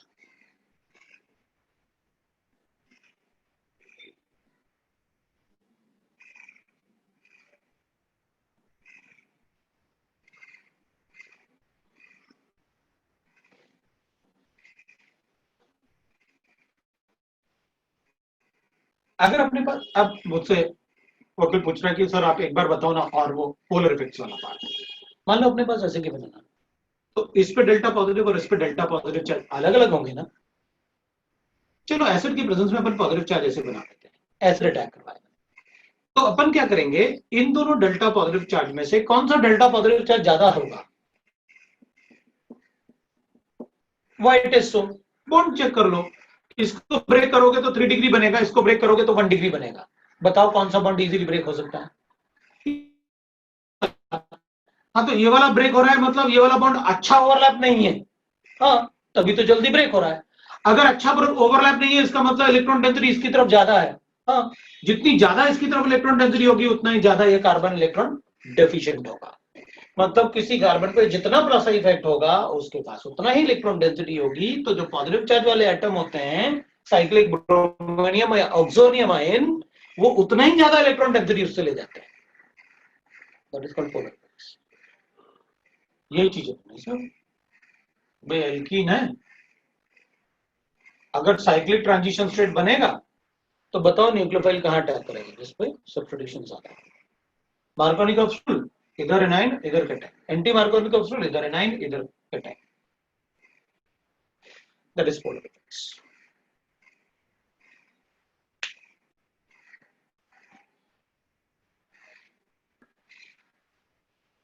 अब बना के देखते हैं भाई। अच्छा 5 और 6 भी पूछा था किसी ने, मैंने 5 और 6 तो शायद बताया नहीं है, बट मैं देख लेता हूँ 5 और 6 अगर पूछा था तो बताया था।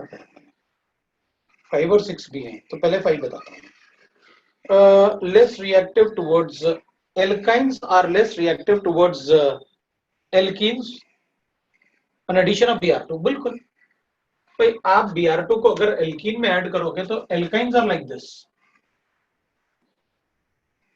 alkynes are like this and alkenes are like this। alkenes are like this का मतलब ये ना pi electron density is like this,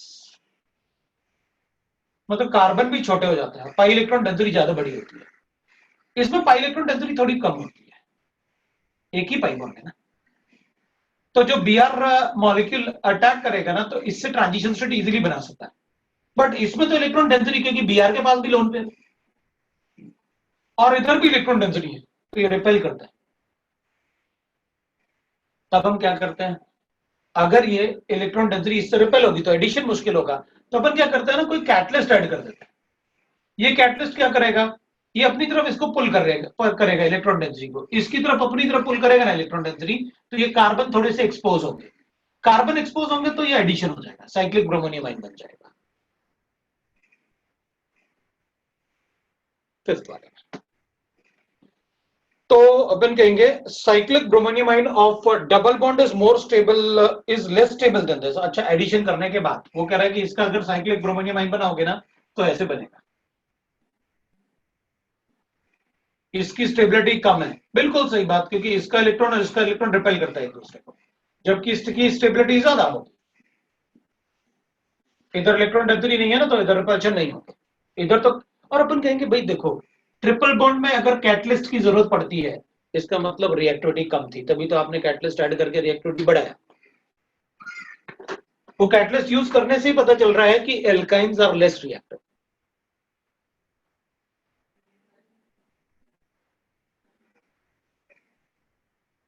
फिर इसमें बाकी मतलब वी गॉट इट फिफ्थ वाले में। सिक्स्थ वाले में क्या है, order of electrophilic addition of HBr। Carbocation की स्टेबिलिटी चेक करो ना। अब ना इसमें कार्बोकेटाइन की स्टेबिलिटी जो है ना, ये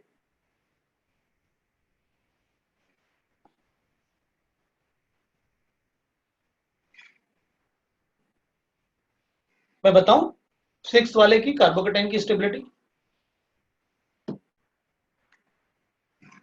वैसे मुझे क्वेश्चन पूछना चाहिए, अभी थोड़ी देर पहले वैसे बताया तो था मैंने भाई। फोर्थ वाले में तो आपने ऐसे बना रखा, पहला वाला ऐसे, अगर H+ आयन अटैक करेगा ना तो बेंजाइलिक बनेगा, ये बनेगा अपने पास, तो बहुत ज्यादा स्टेबल है, इससे ज्यादा स्टेबल है। ये सेकंड वाले से बनने वाला है, थर्ड वाले से और सेकंड वाले में थोड़ा अपन को वो पड़ेगा कि भाई बताओ क्या बनाऊं, किससे ज्यादा स्टेबल होगा। तो अपन कहेंगे देखो, इसमें एक ही 2 डिग्री बनेगा, जबकि इसमें दोनों 2 डिग्री बनेंगे। अगेन द सेम थिंग ना, जो क्वेश्चन नंबर 1 में पूछा आपने, C1 में। इधर ये वाला 1 डिग्री होगा, ये बेंजाइलिक होगा, लेकिन इसमें दोनों में से किसी पे भी अटैक हो बेंजाइलिक होगा तो ज्यादा ही स्टेबल, ज्यादा ही रिएक्टिव होगा। लास्ट वाले में आपने ऐसे लिख रखा। अब इससे ज्यादा स्टेबल रिएक्टिविटी और किसकी होगी? H+ आयन अटैक करेगा, इधर तो ऑक्टेट कंप्लीशन है, बाकी किसी में ऑक्टेट कंप्लीशन नहीं है। ये 3 डिग्री, 2 बेंजीन रिंग, 2 डिग्री दोनों में, ये भी 2 डिग्री लेकिन एक ही बेंजीन की। किसी को डाउट है क्या? नहीं ना? गुड।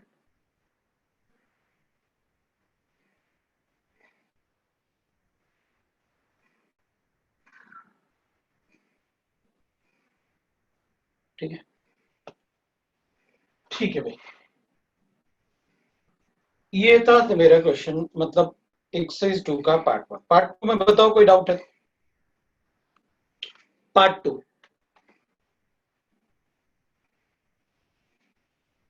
पार्ट 2 के डाउट्स चेक कर लेते हैं।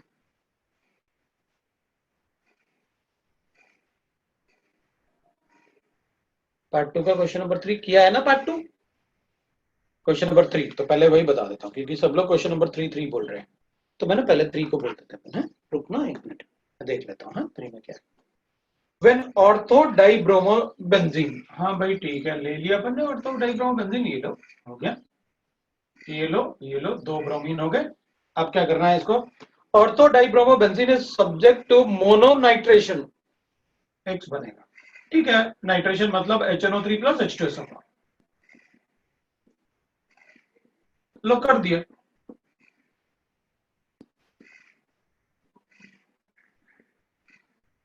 अब क्या करें?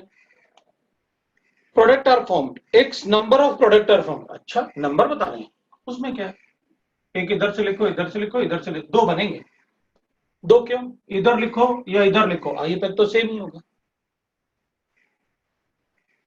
इधर लिखो या इधर लिखो तो भी IUPAC नेम सेम होगा, तो 2 बने भाई, X2 हो गया, है ना? एक ये वाला और एक ये वाला। वो IUPAC नेम से बताते हैं अपन कि कितने नंबर बने। अपन को फर्क नहीं पड़ता कि भाई उसने नंबर पूछा ना अपन से। नंबर मतलब होता है कि भाई कुछ तो बनेगा ना। मतलब अगर अपन ऐसे बना रहे हैं, मेरी मर्जी, मैं कहूंगा देखो भाई इधर मेरे पास ऐसे है, अब इसका ना मैंने मिथाइलेशन किया, AlCl3, बताओ कितने प्रोडक्ट बनेंगे? तो अपन कहेंगे 3 बनेंगे। 3 क्यों? ये तो ऑर्थो पैरा है बस। अरे भाई, तो बेंजीन ज्यादा एक्टिवेट करेगा ना ऑर्थो पैरा को, मेटा को भी तो करेगा, लिखा तो है आपने, कुछ तो बनेगा मेटा वाला। तो हाँ बनेगा ना, इधर लिखो, इधर लिखो, एक ही बात है, इधर लिखो, इधर लिखो, एक ही बात है, इधर लिखो, एक ही बात। 3 प्रोडक्ट बताऊं, एक्स आ गया अपने पास, 2 बने फॉर्म्ड व्हेन मेटा डाइब्रोमो। अब वो कह रहा है कि भाई अगर मेटा डाइब्रोमो है तो ठीक है, देख लेते हैं, पर हमें क्या फर्क पड़ेगा, एक इधर, एक इधर, और इसका when meta dibromo is subjected to nitration. ठीक है, इधर लिखो अलग होगा, इधर इधर एक जैसा होगा, इधर लिखोगे एक अलग होगा। नंबर पूछे ना उसने, कुछ तो बनेगा ना। तो y number of products are formed, report your answer XY। XY मतलब X into Y पूछा या X और Y बस पूछा? ये 2 है, ये 3 है, 23 बता दूं क्या?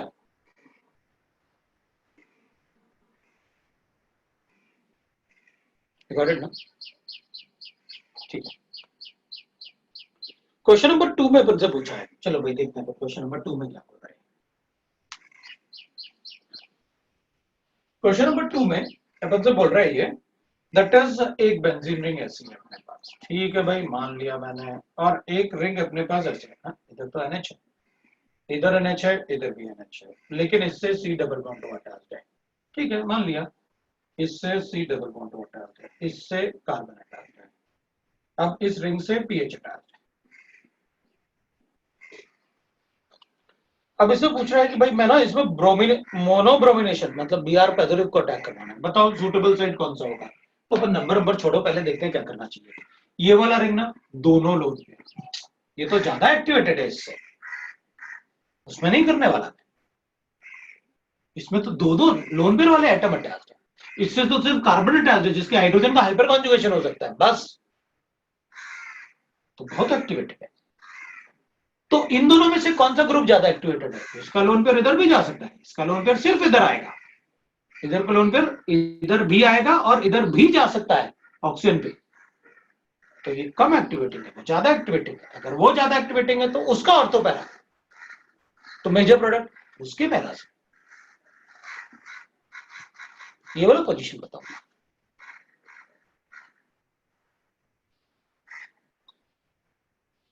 किसी को डाउट नहीं ना? डाउट होगा तो बताएगा वो, डाउट है, राइट? मैं इसको हटा देता हूं। दूसरा क्वेश्चन अपने पास है 7 8 भी पूछा है किसी ने कि 7 भी बताओ 8 भी बताओ। 7th में अपन को गिवन है एचबीआर का एडिशन करना है और how many products will be formed in the reaction. ठीक है भाई, हमें क्या करता है, आपने ऐसे लिखा हुआ एमई सी डबल बॉन्ड हो, इधर क्या लिखूं ईटी, और इधर भी आपने लिखा ईटी और इधर एम। ठीक है, एचबीआर पूछा है आपने तो H प्लस एन को अटैक। अब ये सिमेट्रिक है, क्या करूं मैं इसमें, ऐसे लिख देता हूं। सिमेट्रिक है तो एक बनेगा एमई और एक बनेगा ईटी, एक बनेगा एच और डबल एक सिंगल बॉन्ड बन गया। इधर ईटी है, इधर एमई है और इधर बी आर। अरे इसमें तो 2 कायरल सेंटर है और इसमें प्लेन ऑफ सिमेट्री हो ही नहीं सकती, और 2 कायरल सेंटर है, 2 टू द पावर ऑफ 2 हो गया आंसर। तो बड़ा इजी था। तो इसमें एचबीआर का एडिशन करो, 2 कायरल सेंटर जनरेट हो गए। सेंटर जनरेट, मैंने ये नहीं कहा वो ऑप्टिकली एक्टिव है, मैंने कहा कायरल सेंटर जनरेट हो गए। एक ये इसका मिरर इमेज, क्योंकि ये बनेगा तो ये भी ऑप्टिकली एक्टिव है, इसलिए इसके 2। और एक बार जब एच को ऊपर लिखूंगा और बीआर को नीचे लिखूंगा तो वो भी तो एक अलग प्रोडक्ट होगा, उसके 2, वो और उसका मिरर इमेज। 4 प्रोडक्ट बने, 2 chiral centre, no plane of symmetry, it will be 4।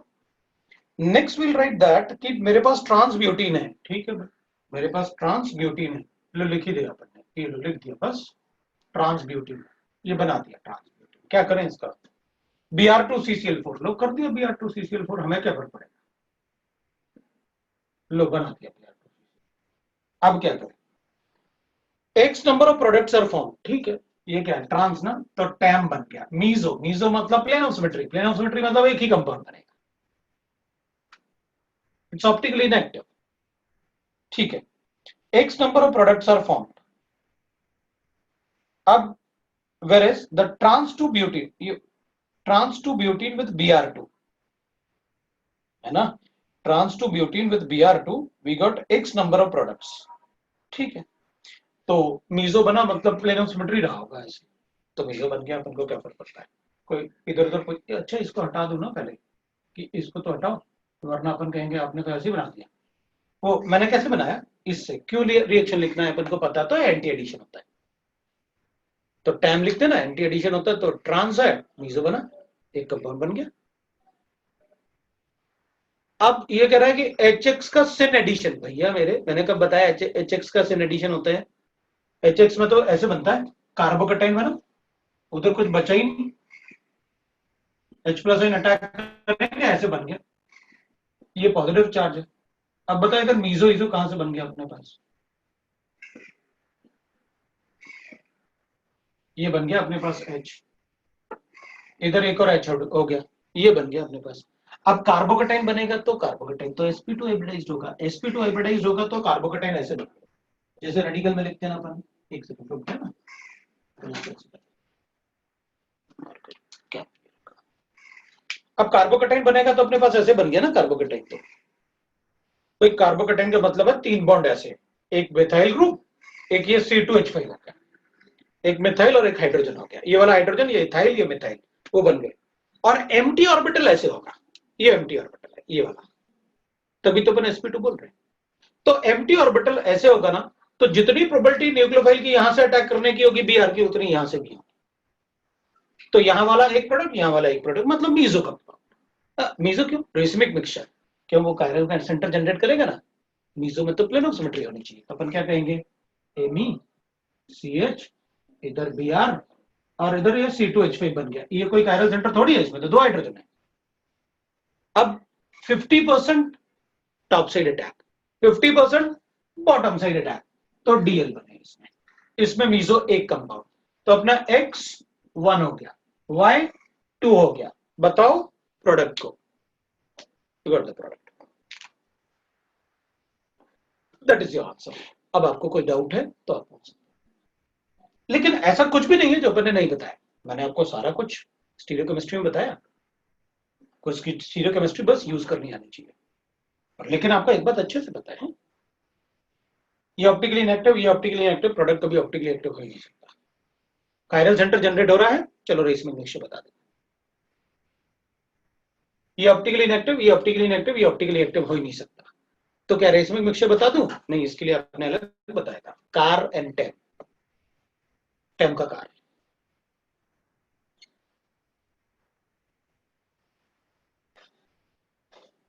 Part 3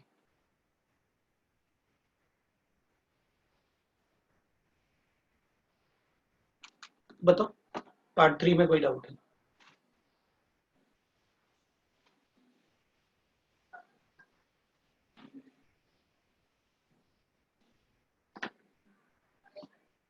part 3 next class में कर सकते हैं, बिल्कुल कर सकते हैं। पार्ट 3 नहीं किया सर, कोई बात नहीं, तुम लोग अच्छे बच्चे हो, कैसे करोगे बताओ? बच्चे अगर अच्छे नहीं होते तो फिर कर लेते ना, अच्छे बच्चे हो, नहीं करते हो तुम लोग तो ठीक है। नहीं, लेकिन फिर भी मैं चाहूंगा ना कि अपन पार्ट 3 नेक्स्ट क्लास में ही करें। अच्छे बच्चे नहीं हो तो मजाक था अपना, लेकिन मैं चाहूंगा कि तुम लोगों को ना काफी पार्ट और भी समझ में आ गया, इसलिए मैं सारा होमवर्क एक साथ नहीं देता, पार्ट 2 और 3 तो छोड़ ही देता हूँ, ताकि पार्ट 1 में आप कंसेप्ट सीखो, पार्ट 2 में आप उन कंसेप्ट को अप्लाई करो, कुछ पार्ट और छोड़ो जिसमें अपन उन कंसेप्ट को अच्छे से अप्लाई करेंगे, क्योंकि सर ने हमें बताया कैसे सॉल्व करते हैं, सब कुछ तो बताया था क्लास में। इसलिए पार्ट 3 वाला पार्ट जो अब बचा हुआ ना, पार्ट 3, पार्ट 4 और एक्सरसाइज 3, ये अपन बाद में कर सकते हैं, ठीक है ना? अपन नेक्स्ट क्लास में डिस्कस करेंगे, राइट? तो आगे इलेक्ट्रोकेमिस्ट्री जो अपन पढ़ रहे थे वो कंटिन्यू करेंगे। इलेक्ट्रोकेमिस्ट्री में मैंने आपको ईएमएफ कैलकुलेशन बताया था, ठीक है? अब मैंने आपको जो लास्ट टाइम बताया था ना इलेक्ट्रोकेमिस्ट्री में, वो आपने लिखा था इलेक्ट्रोकेमिस्ट्री में, जो आपने पहले मैंने आपको बताया था पहले ना इलेक्ट्रोकेमिस्ट्री में, वो अपने पास जो अपन ने लिखा था वो देखते हैं अपन। मैंने आपसे कहा था कि भाई मैंने ना EMF of the cell calculate करके बताया था, ऑफ सेल, जिसको अपन ई नॉट ऑफ सेल बोलते हैं, and that will be equal to, अपन ने लिखा था E naught of the cell will be equal to E naught of cathode minus E naught of anode half cell, ये अपन ने पढ़ा था, ये ईएमएफ ऑफ द सेल था, और डेफिनेशन वगैरह अपन ने लास्ट टाइम पढ़ा। ईएमएफ मतलब इलेक्ट्रॉन के मोशन का force, the tendency by which cathode will pull the electron from the anode, that will be the EMF of the cell.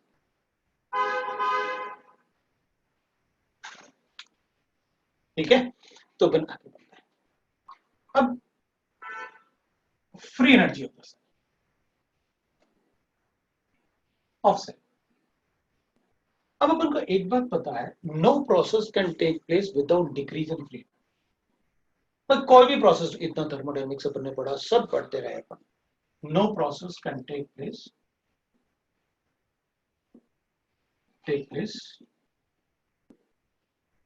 Without decrease in free. भाई किसी के पास energy होगा तो process कर पाएगा ना, तो वर्क डन कर पाएगा ना।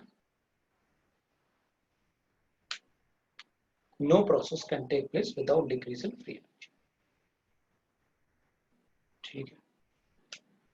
तो फिर अपन कहेंगे भाई सेल है, इलेक्ट्रिकल वर्क डन करेगा, तो अपन कहेंगे ठीक है कर लो, electrical work done will be equal to decrease in free energy.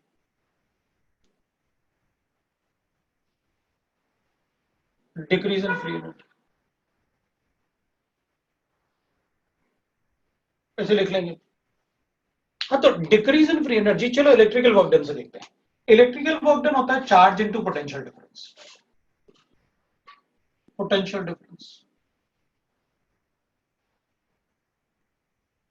Charge क्या होता है?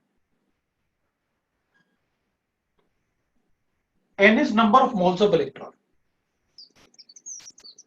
and q is the charge on 1 mole of electron, तो n moles of electron हो गए, बिकॉज जैसे अपन लिखेंगे ना कॉपर +2 2 इलेक्ट्रॉन लेगा। अच्छा 2 इलेक्ट्रॉन लेगा तो कॉपर डिपॉजिट होगा, मतलब अगर मुझे 63.5 ग्राम कॉपर चाहिए तो 2 मोल्स ऑफ इलेक्ट्रॉन एक्सचेंज होंगे।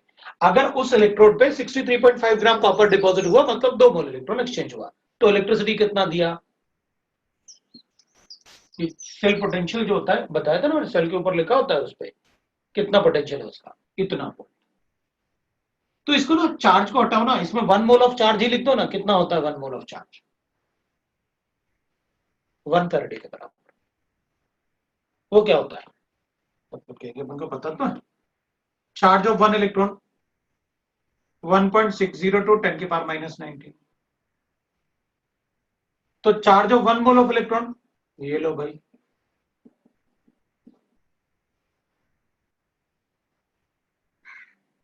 ये कितना आएगा? तो अपन कहेंगे ये आता है 96500 कूलम्स 1 फैराडे।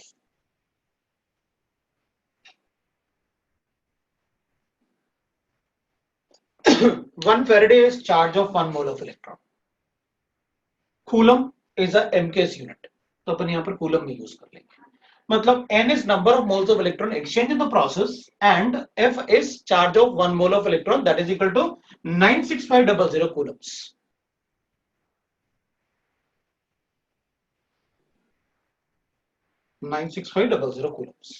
तो अपन कहेंगे ठीक है भाई, ये अपने पास आ गया n f और E naught of the cell. तो चार्ज आ गया हमारे पास ये, and this is the potential difference. Potential difference, the difference in the potentials of electrode potential, the difference in the electrode potential of the two half cell is potential difference. You got it now? What we have written and why we have written. तो अपन कहेंगे ठीक है भाई, ये अगर electrical work done है तो that should be equal to minus delta G naught. Minus delta G naught क्यों? आपने लिखा ना decrease in free energy.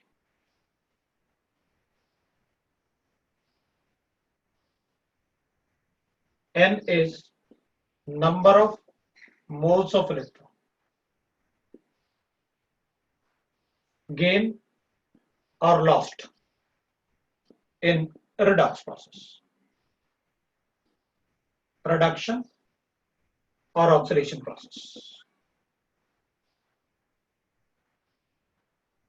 respectively. Gain तो रिडक्शन हो जाएगा, लॉस तो ऑक्सीडेशन प्रोसेस हो जाएगा। That is it. तो अपन को एक बात पता चल गया है कि delta G naught is equal to होता है minus N F E naught of the cell, ये होता है। और इसी को अपन कहते हैं इलेक्ट्रिकल वर्क डन।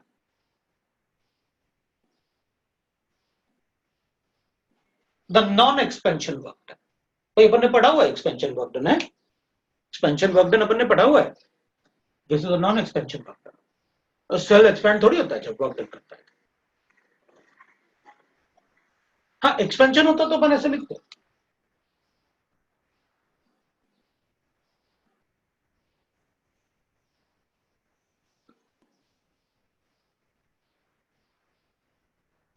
ये अपन ने पढ़ा हुआ है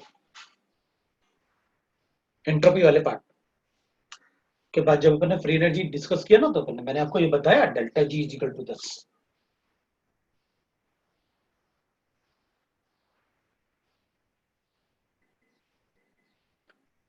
तो ठीक है, we'll say that electrical work done is this. अब अपन कहेंगे ठीक है भाई, मुझे ये इस पार्ट से मतलब नहीं, मुझे ये पता है कि फ्री एनर्जी क्या होता है, वो अपन ने देख लिया। अपन क्या करेंगे, that is a non expansion work done जो हमें पढ़ना होता है। और डेरिवेशन कोई नहीं पूछता, अपन को जरूरत भी नहीं है अभी। अभी जरूरत होगी तो अपन आगे पढ़ेंगे। अपन क्या करेंगे, अपन कहेंगे अच्छा एक बात तो पक्का है, if E naught of the cell मतलब कैथोड माइनस है is greater than 0, then delta G naught is less than 0, cell reaction is spontaneous.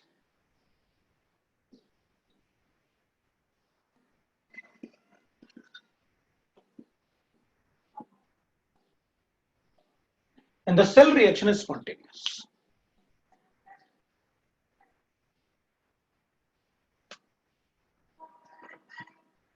If E naught of the cell less than 0, then delta G naught is greater than 0 and cell reaction is non-spontaneous.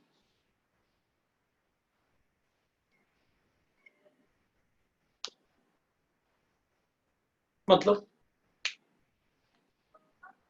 अगर E naught of the cell positive है तो इसको positive बनाने के लिए इस value को बड़ा होना चाहिए इससे।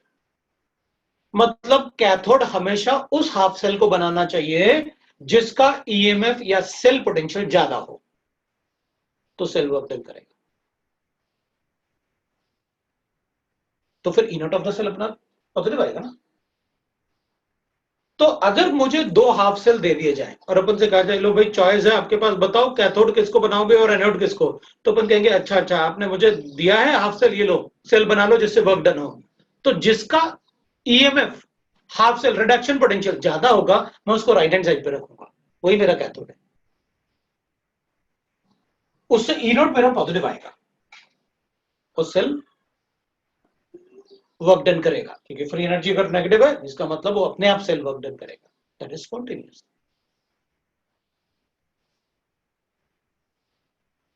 ई नोट ऑफ द सेल अगर 0 है तो डेल्टा जी नोट 0 कर दूंगा, then delta G naught will be equal to 0।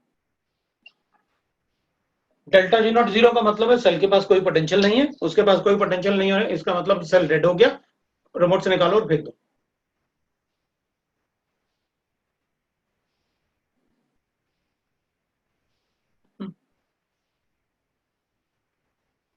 That is our potential. तो एक बात दिमाग में मेरे हमेशा रहेगा कि भाई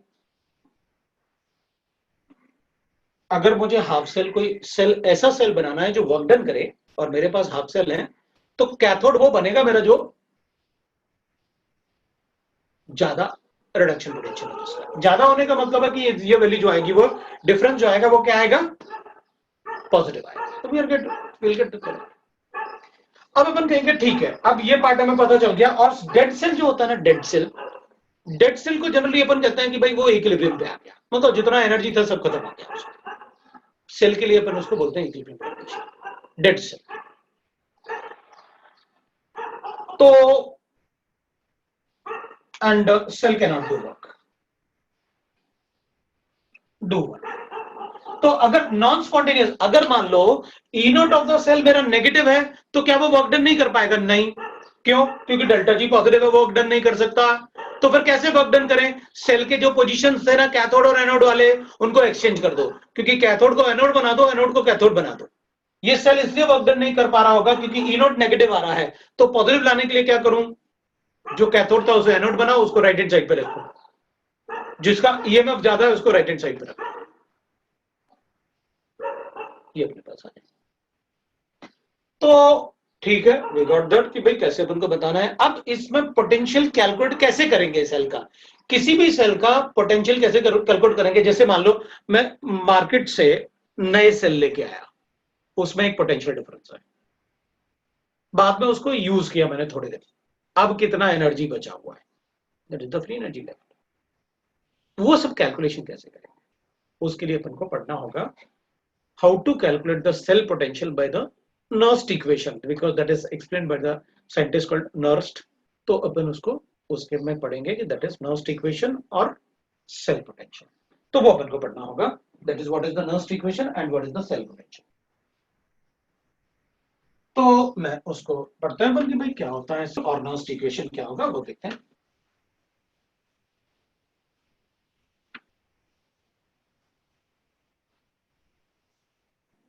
तो अपन लिखेंगे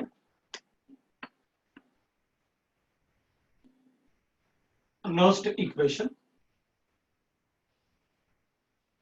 and cell potential। ये लिखते हैं Nernst equation and cell potential।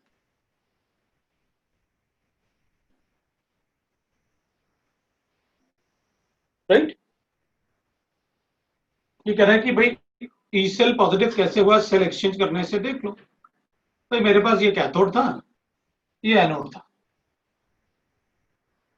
ये एनोड है क्योंकि एलएचएस आरएचएस ना एनोड है, ये कैथोड है। इसका पोटेंशियल जो था इसका ये 0.8 था और इसका पोटेंशियल मुझे 0.3 ऐसे ना 0.3 गिवन था, तो मैंने ई नॉट कैलकुलेट कर लिया सेल कैथोड माइनस एनोड। तो मैंने क्या कैलकुलेट किया, कैथोड माइनस एनोड मतलब 0.3 माइनस 0.8, क्या आया -0.5। भाई ये सेल वर्क डन नहीं करेगा, क्यों नहीं करेगा, नेगेटिव आ रहा है ईएमएफ, तो डेल्टा जी पॉजिटिव हो जाएगा। तो क्या करें, इसको इधर रख दो, इसको इधर रख दो, तो ठीक है, ये वाले सेल को इधर रख लिया, इस वाले सेल को इधर रख दिया, ये एनोड और कैथोड लिखे थे मैंने, तो इस वाले सेल को इधर रख दिया। तो अब अपन क्या करें, अब मेरा एनोड ये हो गया, तो अपन कहेंगे एनोड तो ये वाला है, ये तो कैथोड था, तो अपन कहेंगे ये किसने कहा कि वही कैथोड रहेगा, ये तो अपन को पता है जो भी एलएचएस में होगा वो एनोड होगा, इससे मुझे कोई फर्क नहीं पड़ता कौन सा। अब तो हो गया ना पॉजिटिव, यही मैंने आपसे कहा था। भाई अपन से कोई पूछेगा बताओ ये सेल वर्क डन कर पाएगा कि नहीं कर पाएगा, ई नॉट कैलकुलेट करके बता दूंगा, अगर पॉजिटिव आया तो कर पाएगा, नहीं तो नहीं कर पाएगा।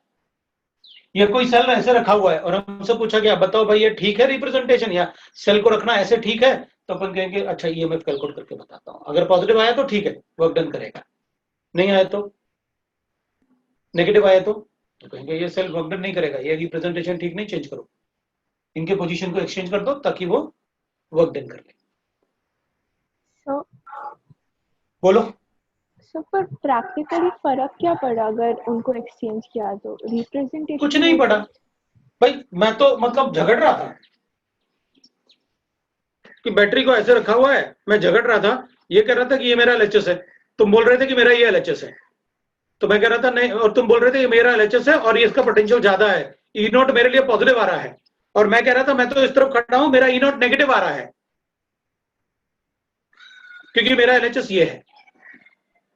अब झगड़ा शुरू हो गया, मतलब बैटरी को उधर से खड़े होकर देखूंगा तो उसका पॉजिटिव होगा ईएमएफ, और बैटरी को मैं दूसरी तरफ आके देखूंगा तो उसका नेगेटिव हो जाएगा ईएमएफ, वो वर्क डन नहीं करेगा। ऐसे थोड़ी होता है, बैटरी तो बैटरी है, उसको कैसे भी रखो वर्क डन तो होगा। तो कैलकुलेशन के लिए आईयूपैक ने रूल बना दिया कि भैया जो बैटरी को देख रहा है उसको ही वही डिसाइड करेगा अपने कैथोड एनोड कैलकुलेशन के लिए। लेकिन ऐसा थोड़ी होगा कार का बैटरी ऐसा रखो तो वर्क डन करेगा, उल्टा कर दो तो वर्क डन नहीं करेगा, ऐसा थोड़ी होता है। ये तो कैलकुलेशन के लिए बोल रहे हैं अपन, ऐसा कि हमको अज्यूम करना है, इसलिए मैंने पहले ही लिखा था आपको, दैट इज आईयूपैक रूल्स, जो आपके एलएचएस में है वही एनोड है, वही नेगेटिव इलेक्ट्रोड है, उसी पे ऑक्सीडेशन होगा। कोई डाउट? ठीक है सर। ठीक है ना, कि ये कैलकुलेशन के लिए है, ऐसा थोड़ी होता है बैटरी को कि मतलब अच्छा भाई ठीक है कि बैटरी अपन कार का बैटरी मतलब उल्टा रखेंगे तो ऐसा रखेंगे तो वर्क करेगी, उल्टा रखेंगे तो नहीं करेगी, नहीं कैसे भी रखो वर्क करेगा। सिर्फ कैलकुलेशन के लिए उसने आईयूपैक रूल बनाया अपन को। ठीक है, तो अपन क्या करेंगे, ईएमएफ ऑफ द सेल का मतलब है एक ई नॉट अपने पास है जो मैक्सिमम सेल पोटेंशियल लेता है, और अगर ये कम हो जाए तो अपन कहेंगे इसका सेल पोटेंशियल बचा हुआ है, ऐसे कुछ लिखना चाहिए भाई, ये तो स्टैंडर्ड हो गया ना, 298 केल्विन 1 एटमॉस्फेयर पे कितना होगा, तो कैलकुलेट करेंगे। अब तुम लोगों की 6:30 पे क्लास है क्या या नहीं है?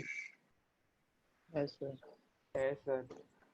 है तो फिर अपने डाउट पूछ लो, क्योंकि मैं मतलब इसको आगे नहीं शुरू करने वाला, मुझे इसमें ना अब न्यूमेरिकल शुरू हो गए, इससे बड़े वाले न्यूमेरिकल्स, तो मुझे इसको समझाना होगा कंटिन्यूएशन में, फिर न्यूमेरिकल मुझे क्वेश्चन प्रैक्टिस भी करवानी होगी।